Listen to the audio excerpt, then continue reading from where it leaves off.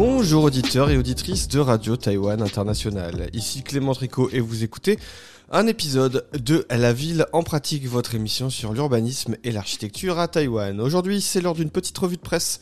On va parler de plusieurs choses. On va évoquer le grand projet d'Aérotropolis à Taoyuan. On va aussi parler d'une sensation de tremblement de terre à Taipei à cause d'un concert d'une star taïwanaise. Et puis on va aussi parler du coût du métro avant de revenir à la fin de l'émission sur nos rubriques de l'architecture du mois et aussi, cette fois-ci, sur non pas le livre du mois, mais sur le podcast du mois. On commence tout de suite cette revue de presse.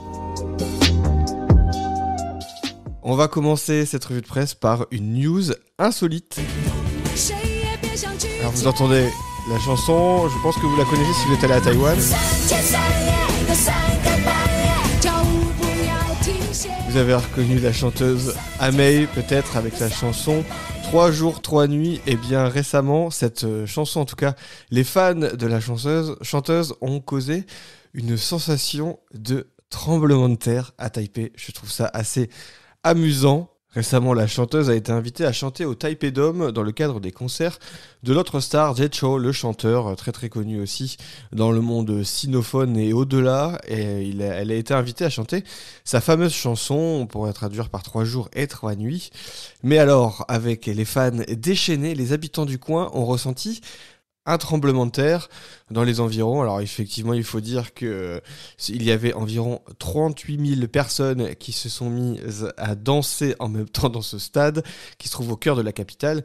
Et bien dans les logements à proximité, alors à savoir que la plupart des bâtiments qui se trouvent à proximité du Taipei Dome sont plutôt des immeubles de bureaux ou des commerces, et bien il y a quand même quelques barres de logement. Et bien les habitants ont ressenti une sensation comme si c'était un tremblement de terre avec des vibrations jusqu'à chez eux, ce qui pose des questions effectivement assez sérieuses de la capacité de la structure à encaisser ces chocs et plus largement des constructions avoisinantes à ressentir ces effets-là.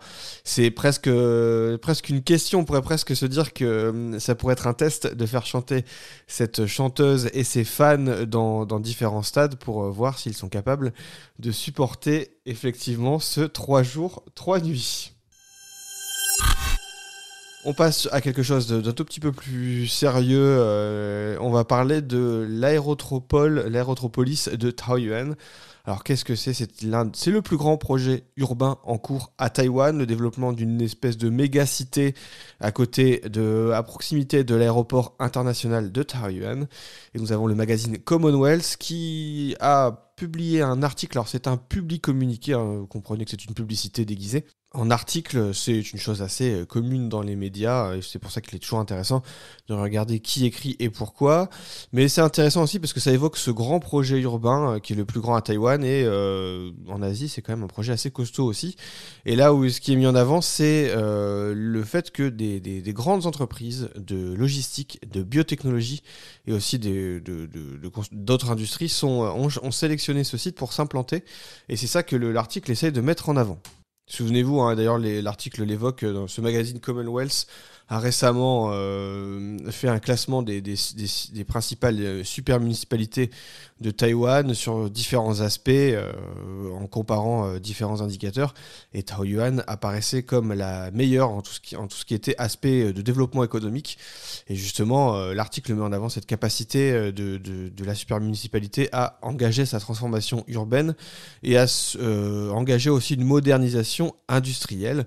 Et donc dans ce projet d'Aérotropolis, eh bien, il y a plusieurs choses qui sont mises en avant: le soutien à l'aviation, les véhicules intelligents, la logistique internationale, la biotechnologie, les énergies renouvelables ou encore le cloud computing, et qu'il y a plusieurs sites qui ont été sélectionnés pour espérer créer environ 5000 emplois à terme dans les années qui viennent, pour redonner un coup d'élan et moderniser les industries à Taoyuan.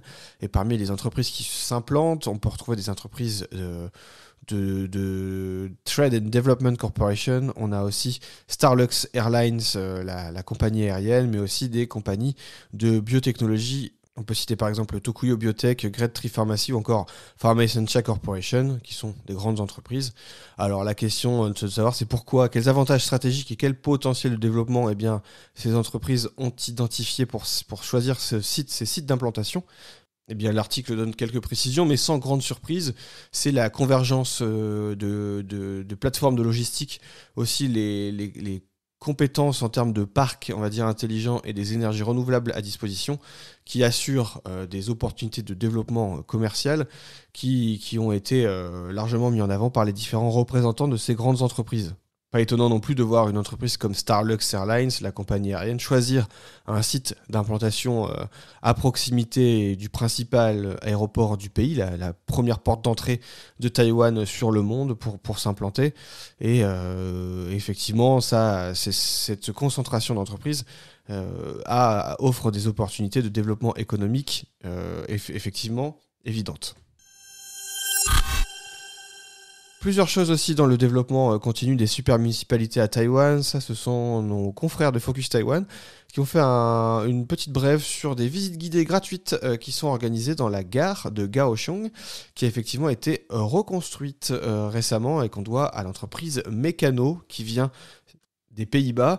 Effectivement, à Taïwan, il y a plusieurs grandes gares qui ont été récemment reconstruites ou réaménagées, et Kaohsiung en fait partie.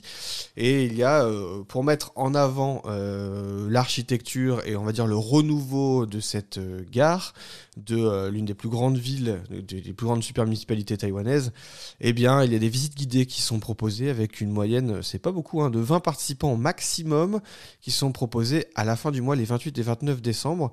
Ça permettra de visiter les systèmes de climatisation, de ventilation, les canalisations d'eau et d'électricité. En gros, on rentre un peu dans les entrailles de cette gare. Il ne s'agit pas juste de visiter le grand hall que vous pouvez faire tout simplement quand vous passez d'un train à un autre ou tout simplement quand vous allez ou que vous quittez Kaohsiung. Mais là, vous allez voir un petit peu l'envers du décor. Je pense que ça doit être personnellement passionnant. Il faut réserver, je pense que ça va vite. Je pense peut-être même à l'heure où vous écouterez ce podcast, il y aura peut-être déjà plus de place. Il faut avoir au moins 12 ans et être accompagné d'un parent si vous voulez emmener si vous êtes un enfant et que vous écoutez ce podcast. Et voilà, c'est des visites de 40 à 50 minutes. Je trouve que c'est une belle opportunité de visiter de manière un petit peu insolite une infrastructure de transport pour essayer aussi de comprendre tout ce que ça implique quand on raménage une gare ou un autre équipement public du genre. On va rester un petit peu dans le domaine des transports, mais on va parler de la sécurité en voiture, puisqu'il y a une association médicale qui essaie de promouvoir l'utilisation plus large des sièges auto à l'arrière des véhicules. Alors ça peut paraître surprenant, mais la société taïwanaise de périnatologie a proposé un système de location gratuite d'1 an aux futures mamans.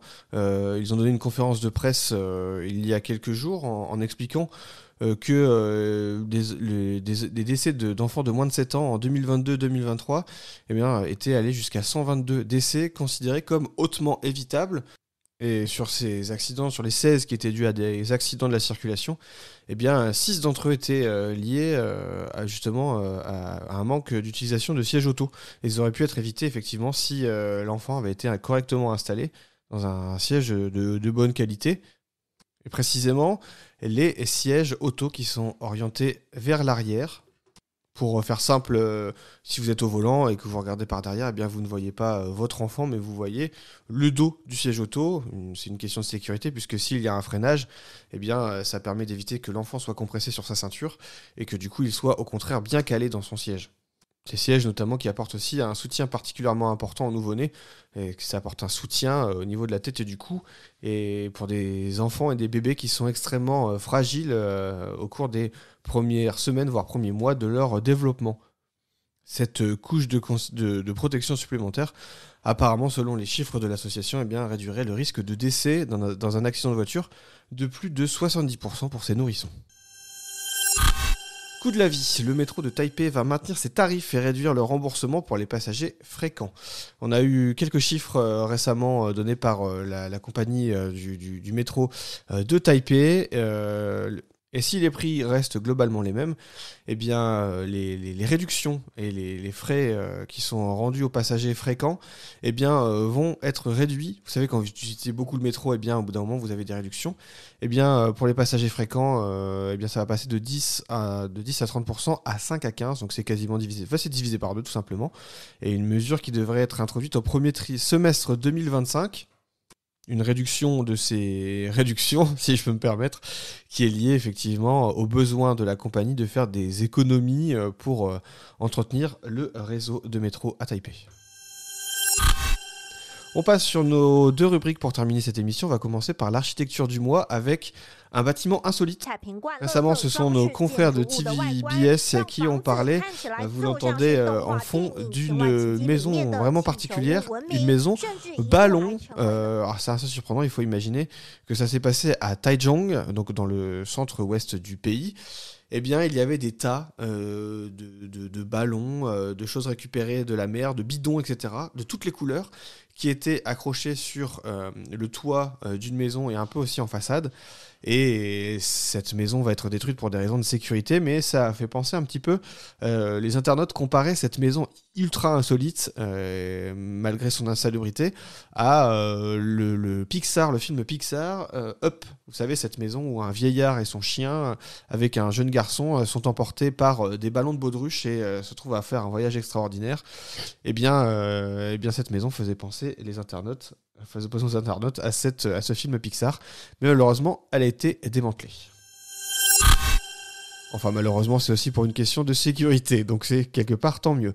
Et on va terminer avec le podcast du mois et non pas sur le livre du mois.